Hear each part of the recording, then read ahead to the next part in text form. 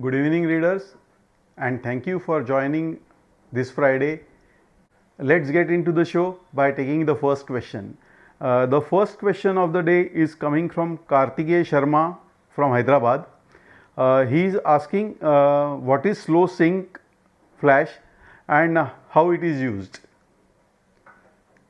Well, Kartik, if you are not aware of the flash sync speed, I would like to request you to go and watch the 18th episode of the question and answer, where I have explained the sync speed for the flash gun with respect to the modern DSLRs. Now, coming to your question, you are asking about the slow sync speed. There is a certain shutter speed for every camera to be used while using built-in flash or external flash or on-camera flash gun. There are modern electronics flash guns that will allow you to go above the specified sync speed for the particular camera.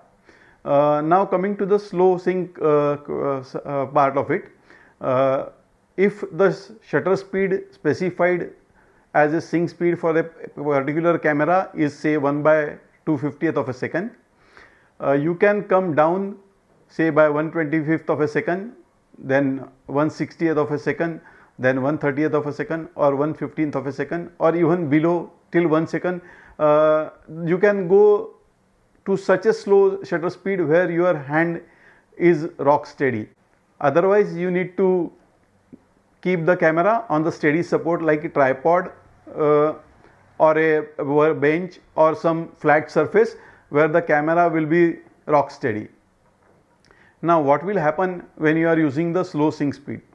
The slow shutter speed will allow some ambient to enter into the actual frame in the actual shot along with the flash light. So, you are mixing the flash light as well as the ambient light. This will be particularly useful when you are shooting a monument lit and you want to take your selfie in front of that monument.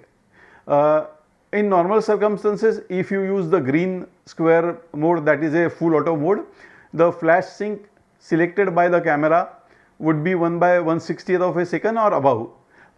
In that circumstances, the monument or the fountain which is lit by the decorative light, colorful light behind you will not get proper exposure. So, to balance out that exposure, you need to go down by using a slower shutter speed. That is called slow sync flash operation. Moving to the second question of the day. The second question of the day is coming from Deepak Dhingra. He is from Delhi. He writes, I want to shoot lot of black and white images. What is the best option? To set the camera mode to black and white, or keep on shooting in normal color mode and then convert with external editing software to black and white?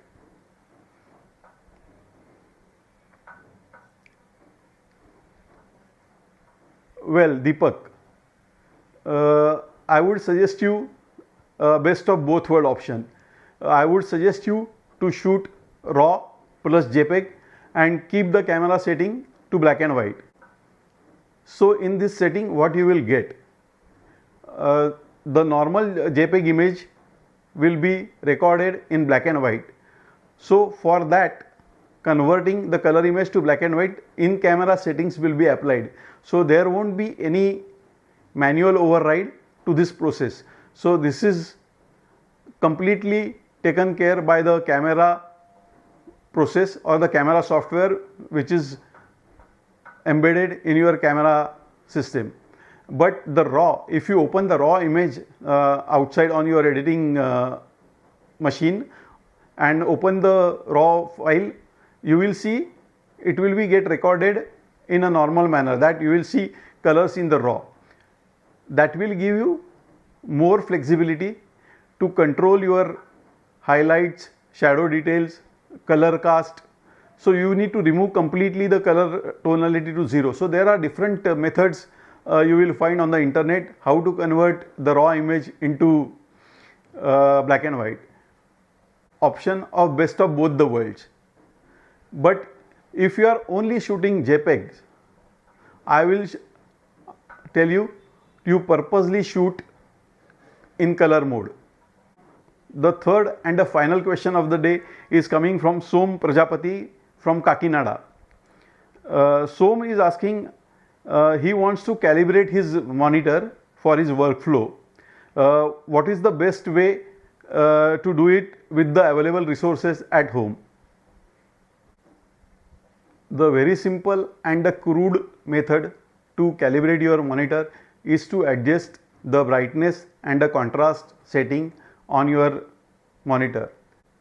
But before starting this process, irrespective of your monitor is LCD, LED or CRT based, I would suggest you to keep the monitor on for at least 30 minutes before you do any kind of changes on the monitor settings.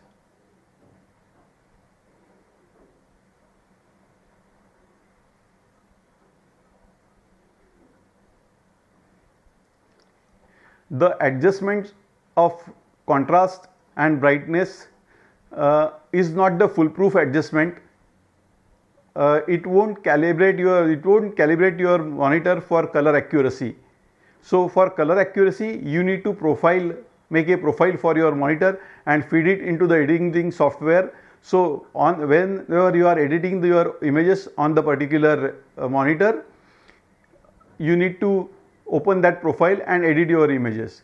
Other thing you need to keep in mind that while adjusting the brightness and contrast of your monitor, keep a constant light source in the room and use the similar light source, the similar intensity of light all the time when you are editing the images. So what advantage these two adjustments will give you for your images? So there are two things to it. First thing, it will give you mid-tone accuracy.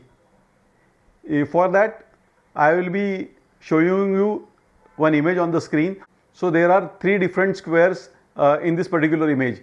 You need to adjust the color, you need to adjust the contrast and brightness in such a way that all the three squares are distinguishable from each other. The second adjustment is highlight and shadow detailing. For this, there are two images shown here. They are bands in different shades of white for highlight detailing, and there are different bands from black to grey for shadow detailing. So you need to adjust your brightness and contrast after adjusting the mid-tone balance for the three squares what we did initially in the first step. There should be a difference between each band from white to grey and from pitch dark, that is black, complete black, to grey shade. So each band should be distinctly recognizable.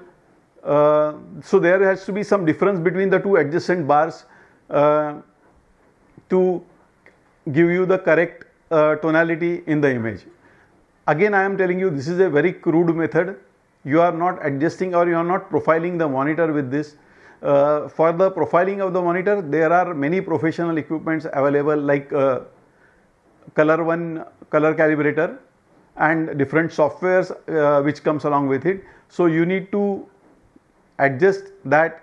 So you need to adjust your monitor or calibrate your monitor with the instruments monthly. But these equipments are really costly, and if you want to give your customers a consistent output in color and in tonality, I would request you to buy the i1 calibrator to calibrate your monitor and keep on calibrating your monitor monthly.